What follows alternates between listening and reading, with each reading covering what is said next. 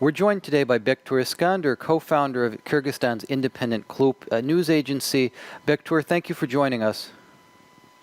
Thank you, Matt. It's nice to see you. So Kyrgyzstan's election has yielded a surprising first-round victory for Sooronbai Jeenbekov, until recently the Prime Minister and incumbent President Almazbek Atambayev's chosen successor. We won't know the official results of the election until around 2 weeks from now, but how clear does the victory look to you right now?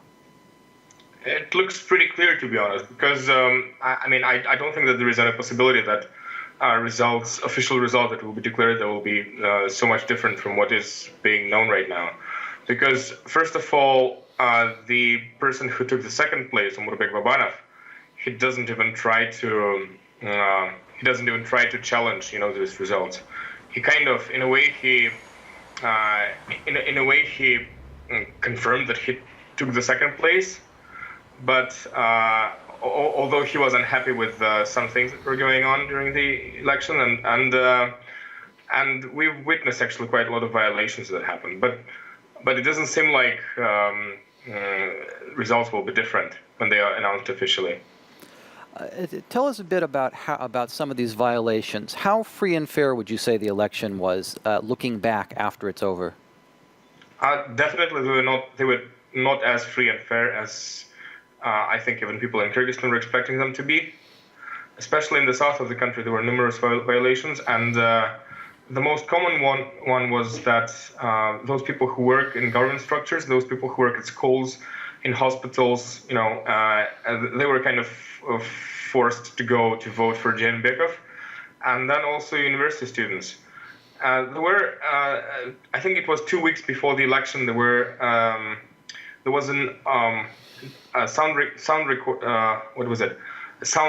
kind of recording that was spread all over internet about how one of the teachers at one of the universities was kind of telling students that they should vote for Jeenbekov, otherwise they would have troubles at the university. Another rumor that was spread among people, and it was so popular among people, I think it was several days before the election, was that authorities somehow know who voted for whom, and that's why you should vote for Jeenbekov, otherwise they would find out and fire you. So this crazy rumor, it sounds totally unrealistic, but it was so popular among people who work in government structures that, I wouldn't be surprised if many people voted just out of fear that somehow authorities would find out who they voted for. Then also, especially outside Bishkek, and especially in the south of the country, I know from some observers, and actually what we witnessed, some of our reporters witnessed, was that people who work at the voting stations, they would try to look who people voted for. And especially if it's a small village where everybody knows each other, then, it was quite easy for people who work at these voting stations to monitor who voted for whom. And that's why there were also some cases reported when people were complaining that when people at the voting station found out that they didn't vote for Jeenbekov, then they had troubles or something like this, We also know about cases when people who are affiliated with Jeenbekov were at voting stations, and basically they were kind of directing the local election committee on what to do. Our journalist was attacked in Osh, and that was another worrying case. So yeah, actually numerous cases of violations. I don't think that if they didn't happen, that Jeenbekov wouldn't win. To be honest, there was such a huge promotion for him, especially from the president, and of course this influenced a lot. But I think if election were free and fair, there would be the second round of voting. And basically they just needed, to make it a little bit more than 50%, and they managed to make it. So it was basically just 100,000 people who were enough for Jeenbekov to kind of get votes from, so that he would avoid the second round of voting, and basically that's what they did. In the wake of the election, a lot of people seem upset about Jeenbekov's victory. Now, that's not surprising. It's an election, after all. But one of the surprising things here is that many of the people who are upset are not supporters of his opponent, Omurbek Babanov, or really of any of the other candidates. Where do you think this anger comes from? What is this about? I think the anger comes mostly from the fact, that everything looks right now like Atambayev was kind of appointing and promoting his successor And that's why the biggest question that I think everyone in Kyrgyzstan asks him or herself is, why would Atambayev organize such a thing? I mean, why would authorities organize so many violations? And clearly, all the violations that happened, they could be organized only by the ruling party. Because I don't see much sense, and I don't see much possibilities from any other side to do something like this, like organizing students, for example. So for massive voting. So that's why everyone is thinking. I think, at least in my circle, at least among journalists, at least among people I know, everyone is thinking, why would Atambayev put so many efforts to do such a thing? And then, one of the biggest hypotheses that I'm coming with is that is it because he actually tries to stay in power, and that's why he needs like a very loyal person as a president, and then a very loyal person as a prime minister. And on the election day, we asked Atambayev, because there was a press conference that he gave after he voted himself. And, we at KLOOP, what we started doing since last year, every time we would go to the press conference of Atambayev, we would ask the same question to him, actually. A very simple, straightforward question. Either he's going to be a president or a prime minister after his term is over. And it seems like he's annoyed by us asking him this question every time. So that's why this time he reacted kind of aggressively a little bit.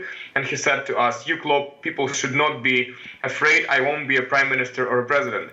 But then, there are still so many other possibilities of how can he control what's going on in the government. And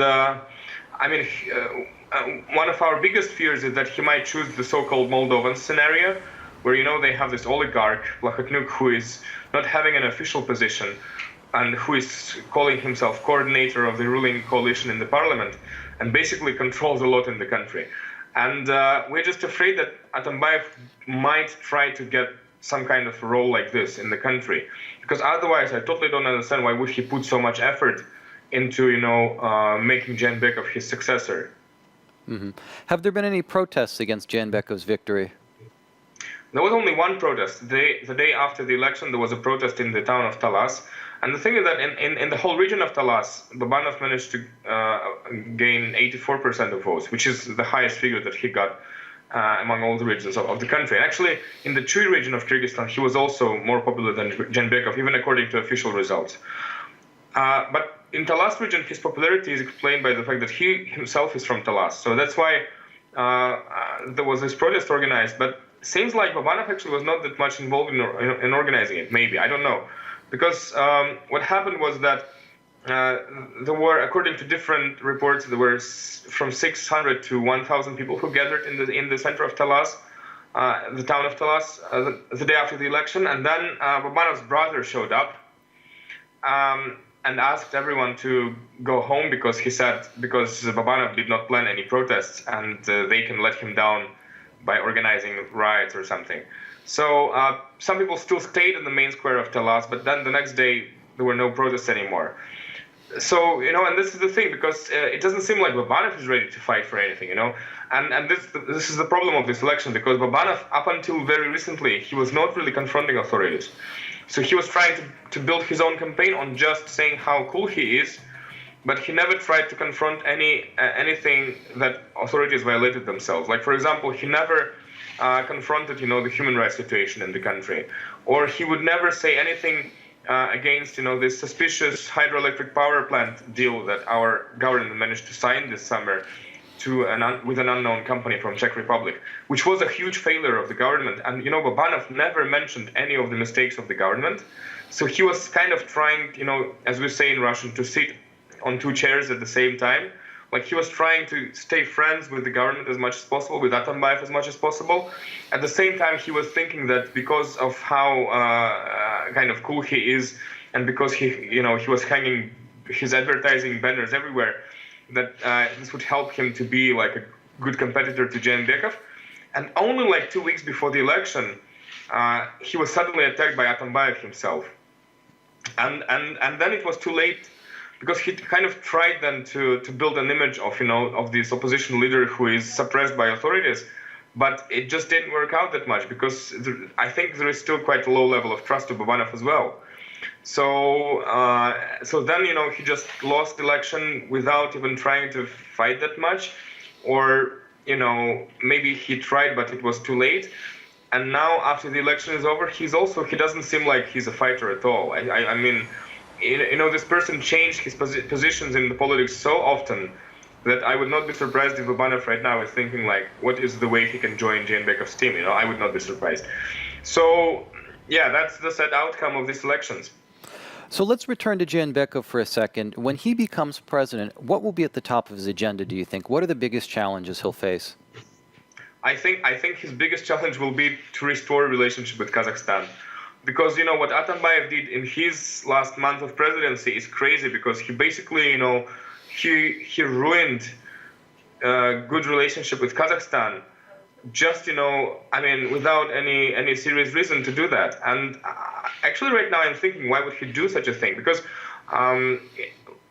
just to tell you a little bit, what happened was that Nazarbayev, president of Kazakhstan, he met Babanov, this kind of opposition candidate.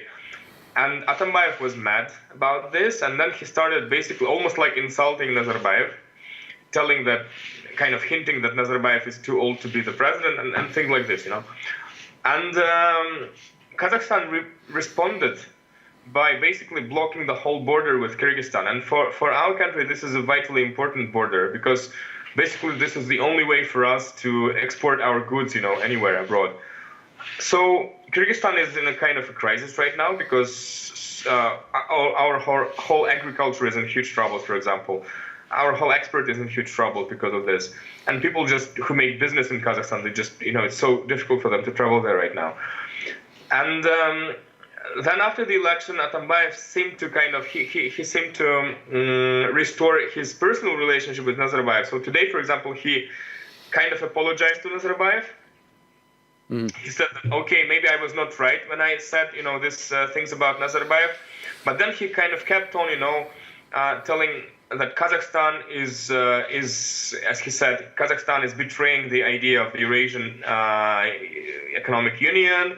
And then, he said that there are too many oligarchs who influence Nazarbayev, and they are basically stealing money of the people, and that Nazarbayev is probably just trusting them too much, the same way I trusted to so many people in Kyrgyzstan, and they betrayed me too. So he started, this conspiracy thing.